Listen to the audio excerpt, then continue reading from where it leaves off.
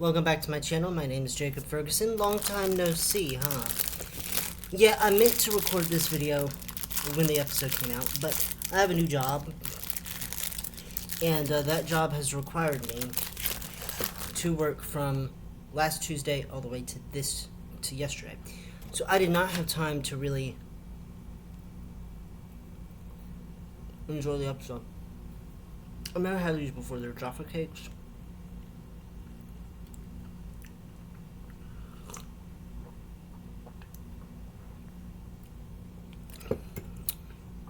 I kind of live. Also, my Pride. This is a Pride shirt. My mom got it for me.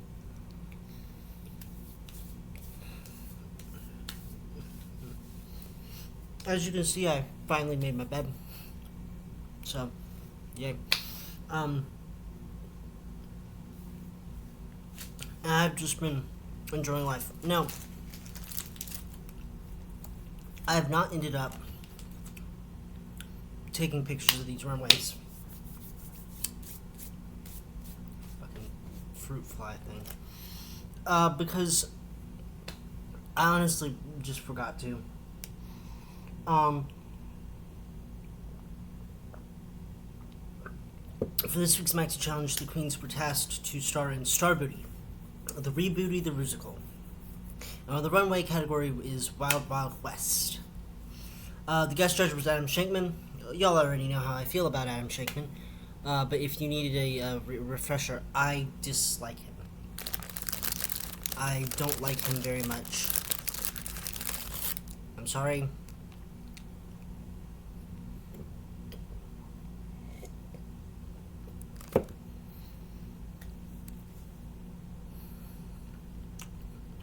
Just not really one of my favorites. But let's get into it. So, the queens enter the workroom after George's and Mistress's double win, and they give each other points. Nicole finally gets on the board. Carrie gets 2 points, and Lydia gets a point. I think from either Carrie or Tina. I forget which one. It was Carrie, because Tina gave her point to Carrie. Nicole gave her point to Carrie, and Lydia gave her point to Carrie. Nicole gave her point to Carrie, and Tina gave hers to Nicole.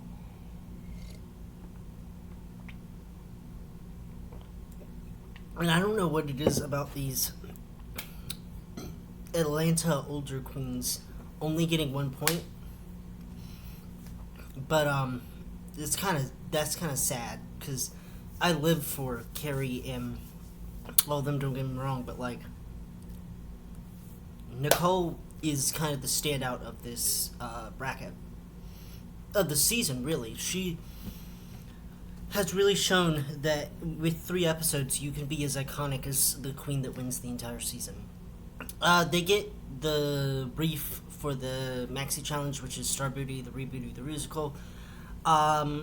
And to be honest, I kind of blanked out after that. Like, I watched their rehearsals and stuff. The rehearsals and all that never really give what they need to give. 1 minute. Sorry, found out where those fruit flies were coming from, and absolutely not. We're not doing that today. So, yeah, I blacked out during the rehearsal process. The only thing that I can remember is that Nicole was being shady and quote-unquote falling asleep, as well as the fact that Mistress kind of played everybody and forced them to get into roles that they didn't necessarily want, so that way she and Nicole and, no, not Nicole, Georges and Lydia could be the mean girls of the season, of the group, which was fitting. I will say the Rusical was kind of well balanced with that, because you got the good guys and then you got the shady queens. I also want to talk about like other things other than Drag Race in this video, just because I have a lot of things that interest me, and they're going to be like related to a Rusical type situation, so why not? So let's talk about let's finish up here, because I didn't take any pictures. the Rusical happens. I will say that the Rusical for me, seasons 6, 8, 11, 13, 15, 16, and All Stars 9 have all had the exact same plot happen. And this one as this one did. Just with different skins, because it's all about, we all need to stop fighting and come together, and it's tired, it's boring. Like, you had the Glamazonian Airways one, which didn't really have a plot. You had the Kardashians, which was a parody of Hamilton, and they didn't really fight. Neither did the Divas or the Herstory of the World Queens fight. And then, of course, you have the ones that reference the celebrity. And I guess the anal option one, Farmer Rusical, is also kind of about coming together. But, like, Marcy, don't do that. No, ma'am. Get down. Hey. Bad. Go. She needs to come together with, a therapist or something like that. Go away. Go do something. I don't know what you want to do. But you're not about to drink out of my toilet. Anyway, so, yeah, they all have the same plot, which is the come-together plot. And Moulin Rouge was based off of Moulin Rouge, and everybody was kind of in the corner of Satine, or Saltine, and, really, Leslie Jordan was the villain that got defeated by the end. Or just said, I'm out of here. But I think that is the most interesting thing, that Leslie Jordan is the only villain that has really gotten his comeuppance in a Rusical. Every single other time, like, the bad guy is just like, oh, well, I didn't know that we could all come together. And I will say that the best version of this Rusical is season 15 of this plot, because at least it had something going for it. But, like, everybody coming together in Trump the Rusical didn't make any sense. Everybody coming together at the end of this Rusical didn't make any sense. I would have loved to have seen, like, a Darth Vader style thing happen where it's like Mistress and a TIE fighter. Like, no. You know, like Mistress's character in a TIE fighter. But everybody's like, let's just come together and be friends. Let's unite. And I get it. Dragon's supposed to unite everybody, but, like, we're beating a dead horse until the horse is pulp at this point. It's gone. Marceline, stop. No, ma'am. You have water. Go drink water. Go.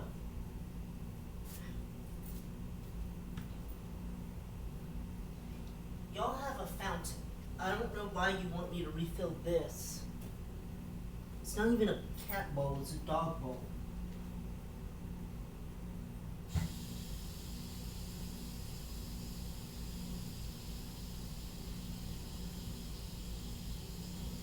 Do not drink out of that toilet while I'm filling this up. Come on, YouTube. Come on, Seashell.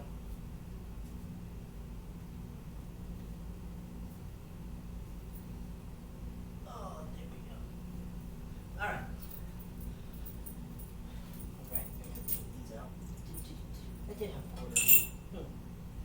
Anyway, let's talk about the runways, because I'm getting kind of tired of talking about the Rusical.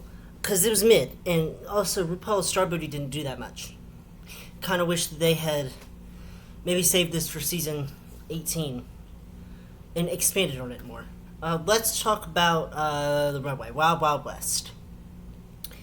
I would have done, for this, like, Rusical thing, probably would have either done the Little Shop of Horrors or the, or like a Star Booty-esque, like, 1980s style runway, because this did not make any sense. And then I heard the lip sync song and I was like, okay, this makes perfect sense. But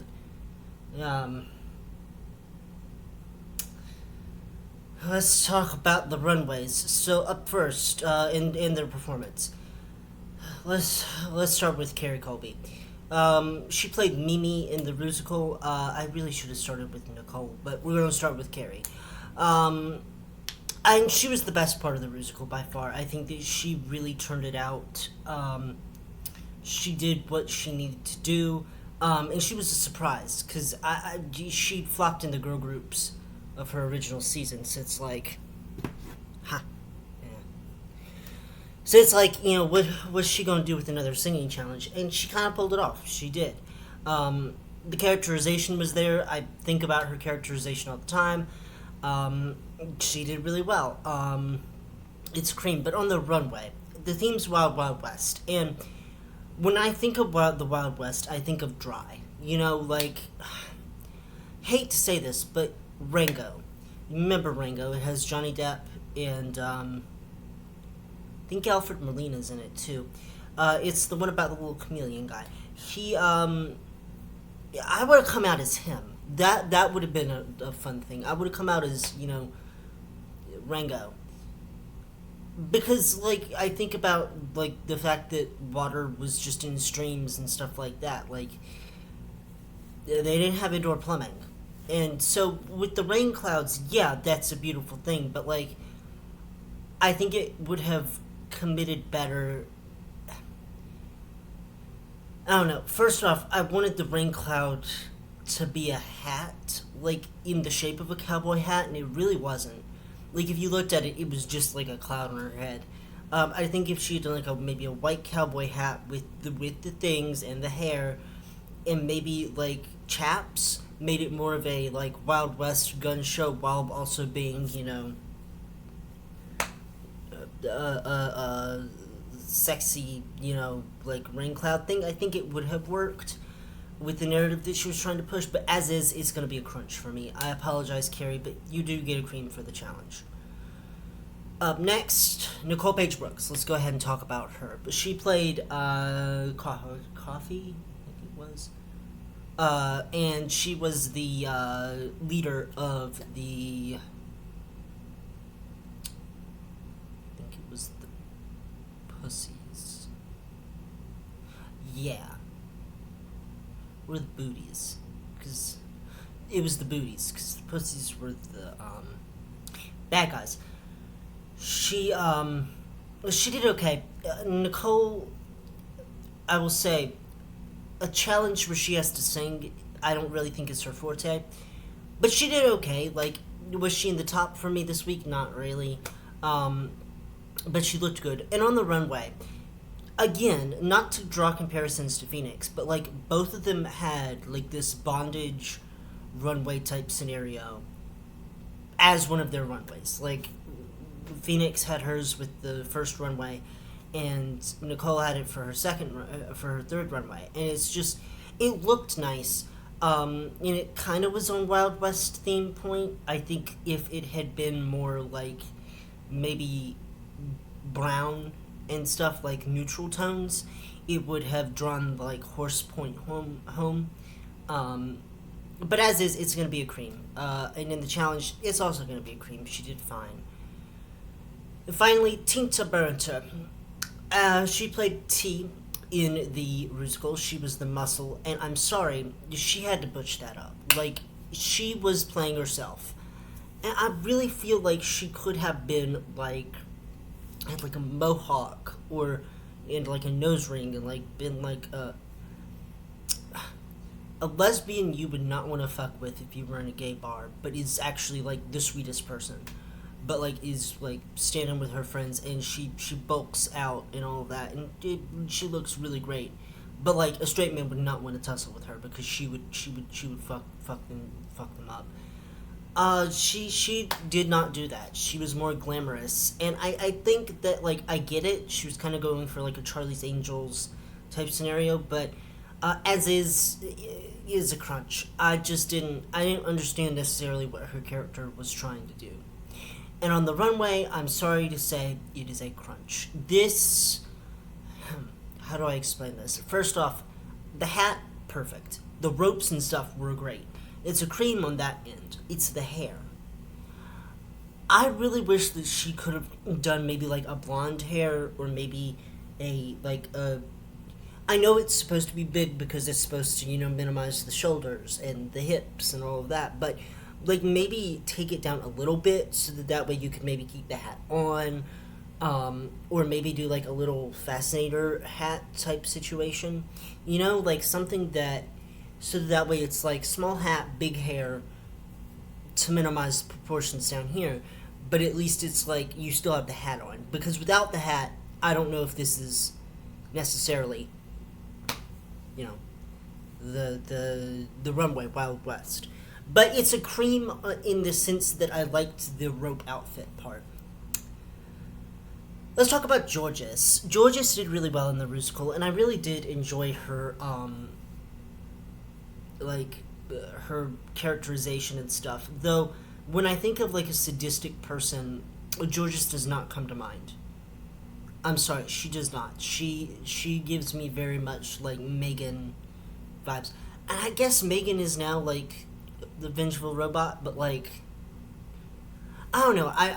She played Megan last year, and I think that was like the perfect role for her, dance wise. But she did really well, like the aerial stuff, the moving, the like, all of that. The dancing, A+.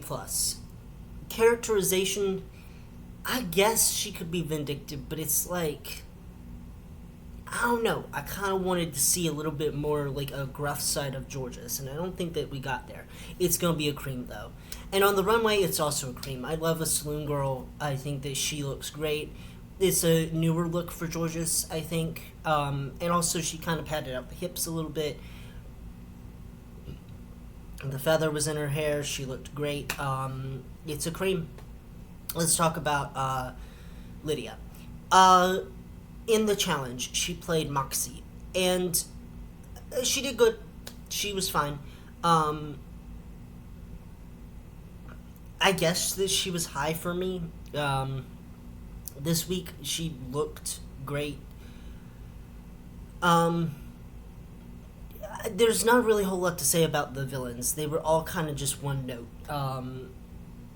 And the notes got jumbled together. They really didn't have distinctive personalities, at least for me to see. But let's talk about her runway, which is the best runway of the night. I'm sorry. This look is fantastic. I love the skull and the lasso and all of that. She knows how to do Western drag, I guess. Like, she looks like $1,000,000. The pants, all of that, perfect. It's gonna be a cream for me, and she, I guess, gets a cream in the musical. I don't know.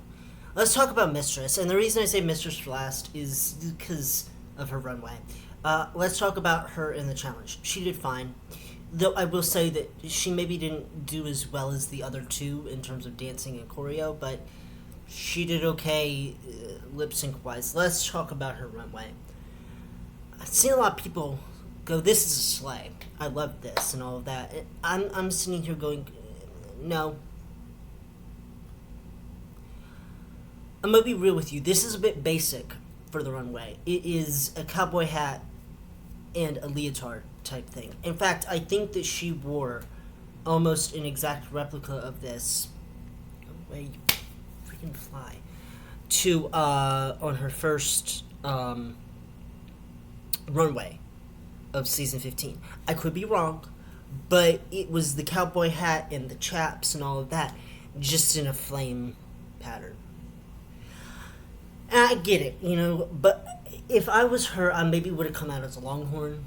Like, and I'm not saying that because of her size. I'm saying that as, like, if you're gonna be a good, like, campy type of thing, but also want to keep it very pageant, like, longhorns are beautiful, and I think that she could have maybe delved into the bovine or like a horse. I would have come out full like gypsy, like I'd be the front end of the horse, have the back end of the horse following me, or a cow in Gypsy's case. But it was a crunch. It was my least favorite runway of the night. It was just a basic. I'm sorry.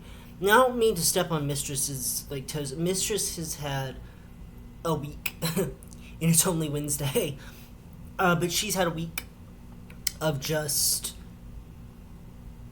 being herself and revealing to the world a bunch of stuff that happened to her after the season aired, after she finished filming, And I'm like, wow, huh. First off, she ended up doxing a fan, uh, and so that became a big scandal. And then we found out that once Carrie got back home from filming All Stars, she basically told Sasha all the things that had happened to her. And I don't know who to believe necessarily with Carrie and Mistress, and I know they worked it out in the remix. Obviously, they're good now with that video, but that they made. But it was very much a like he said, she said thing. And Sasha Colby got upset with Mistress, and now she's kicked out of the group chat, and it's become this big thing. And I'm like, oof. And then with the doxing thing happening, it's like, wow. And while I don't condone doxing of anybody, I do not want anybody to know where I live, that does not know me personally. I will say this, right? Y'all can bitch and complain about me in the comments, and that'd be fine if you disagree. I'm not saying to do that, but it's free speech. If you're coming in here with a profile picture of a queen, and you are sending death threats to a queen using that profile picture, claiming to be somebody's stan, or Lydia's number one fan, or Bosco's number one fan, or Marsha's number one fan, because it's always the white folks that get these guys, right? I have rarely seen somebody with a black queen as their profile picture on these sites, and I think that needs to be fixed. Y'all need to start tipping the melanin queen some love. But what I'm gonna get at is, y'all can't be sending death threats to queens. You just can't. Like, that's not appropriate. And to do it under the false pretenses of, like, this is somebody's, like, fan, it's like, well, then I know who I'm going after. The bitch that had a lot to say about me in the press. Bosco was good. Like, I get that you want to support your favorite queens, but we do not support by tearing down. We support by being there for each other. I may not live for Mistress's runway look, but guess what? If I ever saw Mistress at Hamburger Mary's, I'd tip her once I got paid. To be perfectly honest here, y'all, I have $0 in my bank account right now. I get paid on Friday, but I'm like, I would never ever ever put down somebody to make myself feel good. And if you do, that's a you problem. It should not be these queens' problems. If you are sitting there sending racially charged stuff like that, shame. So I'm not agreeing with the doxing, but maybe putting out there like, hey, what's good? Let's meet up. Let you got a lot about to say about me. Let's talk. We'll put the fear in some of these people's hearts, because look, a lot of these people are minors. They're kids, and they have no media training whatsoever. Even people who do have media training can be dumb at times.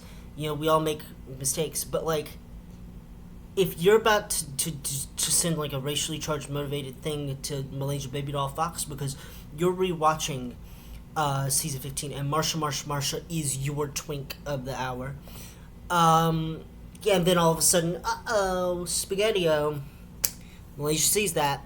Does that make Malaysia feel good? It happened over 2-3 years ago. But does that make Malaysia feel good? No? Okay, then we need to not do that anymore. So I don't agree with Mistress doxing them, but I think that the idea of her standing up for herself and going, hey, this is what's happening, you need to not be doing all that, I totally 100% agree with. Anyway, top 2 of the week, Jorgeous and Lydia. I disagree wholeheartedly. I think it should have been Jorgeous and Carrie. Though if we're counting runways, I guess Jorgeous and Lydia won the runway. But To be perfectly honest, I think that Carrie should have been top two. That would have put her ahead of Mistress if the other two queens had given her points, and she would have made the merge over Mistress. Georges and Lydia lip sync to Texas Hold'em by Beyonce, and Georges is wearing her "It's So Muggy Out Here" outfit. I watched this. It was Coco Melon for RuPaul, not Coco Melon for me. To be perfectly frank with you, the queens, this bracket, this season really, except for "Thank You the Shit," have not really been given it in these lip sync songs. I hope that bracket 3 changes that, but we got Ginger Minj there. I'm going to talk about them in a second. Anyway, Georges wins the lip sync, which I guess, sure. And so, moving forward, is Mistress, Georges, and Lydia. Lydia got a point from Mistress as well, so she got up to 7 points, which is an iconic thing for her to have. So, what did you guys think about this bracket? Let me know. But moving forward next week, we got bracket 3. We got Ginger, Denali, Acid Betty, Di Betty, Cynthia Lee Fontaine, Alyssa Hunter, and I want to put out there, I love Alyssa Hunter. I do think that this bracket is a bit struggle bus. Naysha Lopez, though I don't really consider her to be that great of a source about these things, stated that that they were having a hard time filling the brackets up because people kept on saying no. So I feel like half of this cast is kind of like, well, because they were asked and said yes, that's why they're there. Like, I seriously don't think that Ginger Minj was on their radar to be on here again. They just asked her and were like, you want to do this again? And she said sure, and then that's how the bread was made. That's how she's gonna be on here. I like that for Ginger. I'm glad that she's back. And next week is the Wicked episode. Hello. You know how I feel about Wicked. I'm very excited about next week's episode. But what do you guys think about the third bracket? Let me know about that. On to the stuff that I really desperately want to talk about. The Tonys happened on Sunday, and I have to say, and Cynthia Riva hosted, and she did phenomenal. She had the jokes, she had all of that. I really wish that it was Cynthia and Ariana maybe hosting. I would love to see Andrew Reynolds host next year, maybe, like, if he's not up for anything.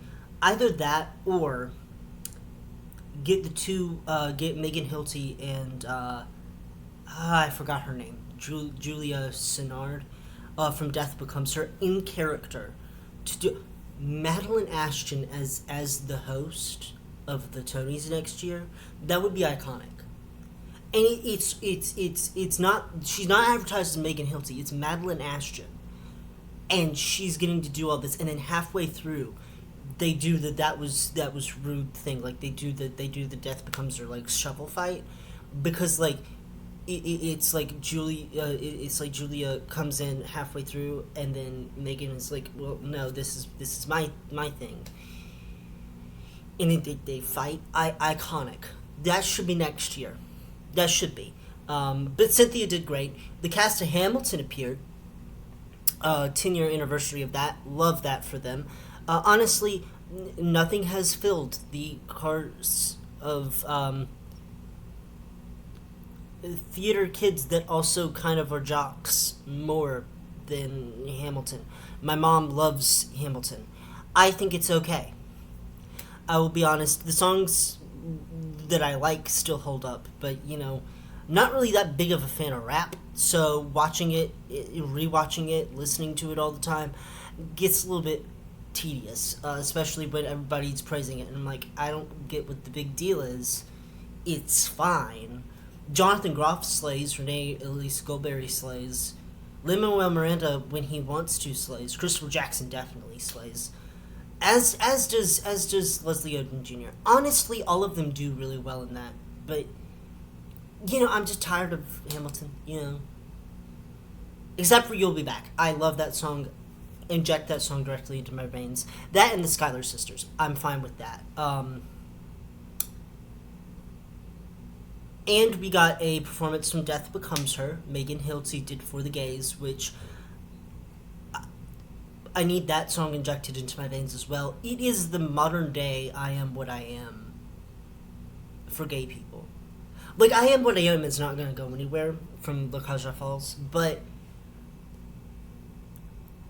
For the Gays, she dresses up as Liza and as Dorothy. And I know Megan Hilty because Megan Hilty was in, well, she's been in a lot of stuff. She's been in Wicked, Annie, Live, she played Lily St. Regis. But I knew her from, Legends of Oz, Dorothy's Return as the China Princess, and the Mouse Queen during Work With Me, which, by the way, Bryan Adams wrote the music to that. And Bryan Adams was the first ever concert that I saw, unwillingly, by the way. I did not want to see him, but I ended up having to go because my mom wanted to go. He was good. It was a good concert, but I do want to put it out there that I did not. Okay, let's just leave the screen then. I did not ask to go to be a part of that, but he was good. I'm not saying he was bad. But the biggest thing that I took away from the Tonys is that Audra McDonald does that shit. Audra McDonald as Rose awoke something in me. I loved it. I loved every single second that she was on stage. Despite the fact that the woman is literally having a mental breakdown during the song. I loved it. I loved Audra. I love Audra McDonald. Also, I forgot to mention, Jinx Monsoon, winner of Season 5 and All-Star 7, was on stage at the Tony Awards singing for Pirates of the Penzance musical. As a person who has been in Pirates of Penzance, pirate number 67 over here, I can confidently say, Jinx, you did that, girl. Like, yes, ma'am. 110%. I dislike Pirates of Penzance strongly, not their version, just in general. Especially when you create a junior production of it, and then cast from 5th to 8th graders to be in a production of Pirates of Penzance, where everything is sung and the plot is not clear. Meanwhile, also, during that time, my brother and I were starring in, Charlie and the Chocolate Factory, Charlie Brown Christmas. I was in South Pacific. All as named characters. And my teacher goes, that's great. Ensemble. I was like, okay, well, at least I have these 3 shows to fall back on. Because this show is not giving me anything. And I just remember I left the theater with my mom. My mom looks at me and goes, what was that show even about? And I'm like, I could not tell you. I think that this show is, I think Pirates of Penzance musical kind of spells it out, but I haven't seen it.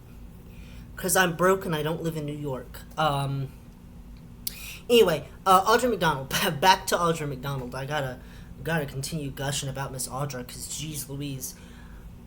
I think that she was robbed for a Tony. And I wouldn't have said that about any other thing. I think that the Tony Awards kind of were the way that they were meant to be. Though I did not see, maybe Happy Ending. I heard great things for that. I would have given it to maybe Death Becomes Her. As a gay, obviously, I want to see the musical that I at least know make it. I haven't seen it yet, but, I definitely would not have given Pirates of Penzance musical the best revival thing. I think that Sunset Boulevard definitely did that. The only reason is that I think that the cast of Pirates of Penzance musical knew that they weren't going to win and were just there to have fun. Because honestly, that's what you do. You just have fun. And Audra, I think, deserved it more than anybody. Especially with everything that's been going on surrounding her. I think that this would have been a one-up of Patti LuPone and showing that, hey, maybe, she can win. And the thing is that even though Nicole Scherzinger, I guess, deserved it, I'm not trying. They're both women of color. Nicole is Latina. I think. Watch me say all that, and then she's not. I'm pretty sure she is. She is a woman of color. Um, I still would have given it to Audra. Like, I'm sorry. I love Nicole's performance of As If We Never Said Goodbye, but like, how are you gonna do that? And then Audra says, okay, let me just go up here and present the best Tony Award performance since Patti LuPone in Anything Goes. Because let me be clear here, Patti LuPone in Anything Goes is my CoComelon. It just is. I'm sorry. I can understand why people get upset with her, and I can agree with them. But when she goes in studios and it breaks the sound barrier a little bit, that's my joy. That is where I derive joy. That and the episode where she died, her episode of Agatha All Along. Those are my joy scenes. And I didn't really know who Audra McDonald was until Beauty and the Beast. I will be completely honest with you. In 2017, I found out who Audra McDonald was. Just as I didn't really know who Cynthia Erivo was until she got cast as Elphaba, and I was fine with it. And then I started doing my research, and now I'm like, oh yeah, Audra's in this, and this, Cynthia's in this, and this. But when she played the wardrobe, and everybody's like, yeah, but she could have been Mrs. Potts. And I understand now why she needed to be Mrs. Potts. But she played the wardrobe great. Love that.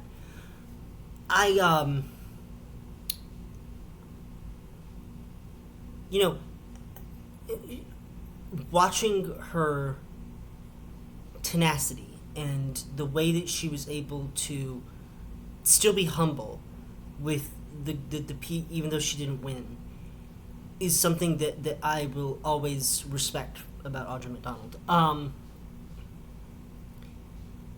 So yeah, I enjoyed the Tony Awards. Obviously, as a Glee fan, as somebody who has watched Glee and gone, okay, that was interesting.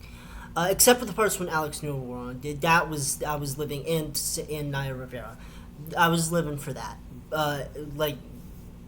Inject Naya and Heather singing "Me Against the Music" into my veins. I was very happy to see Darren Criss win a Tony Award, especially since I had been following him since A Very Potter Musical. Like, A Very Potter Musical came out when I was 7, maybe, because it was before Glee. And then he came back and did the thing, I think, after Glee, at least senior year he did after Glee. But I'm a big Star Kid fan. One of my videos on here is about Star Kid. I think it was Black Friday, no, Nerdy Prudes Must Die. That was the one. I was gonna do one about Cinderella's Castle too, but I kind of didn't enjoy that show as much, so I instead didn't. But to see him and Chris Colfer get back together and like take a picture with the Tony, 10 out of 10. I love that for him. He should be a guest judge on Drag Race. He should be, even though he's not gay. He played a gay character on TV. I would love to see him and Chris Colfer come back and like do a joint guest judge on Drag Race. There was a speculation that there was a Animal Farm musical happening, mixed with Glee, called Glue. I think that would be a perfect opportunity for them to get back together, is if they did Glue the musical. But yeah, if you guys like the Tonys, tell me what your favorite parts were. Tell me how excited you guys are about Bracket 3, and we're almost finished with All Stars 10. No promises that I will continue taking pictures of the runways. Just. I understand that people don't have Paramount Plus and all of that, and I'm not about to go watch it for the runways, but, you know, I got work all next week, so hopefully maybe on Friday I can release the thing, since I think I'm off on Friday, which is great. Anyway, see you guys later.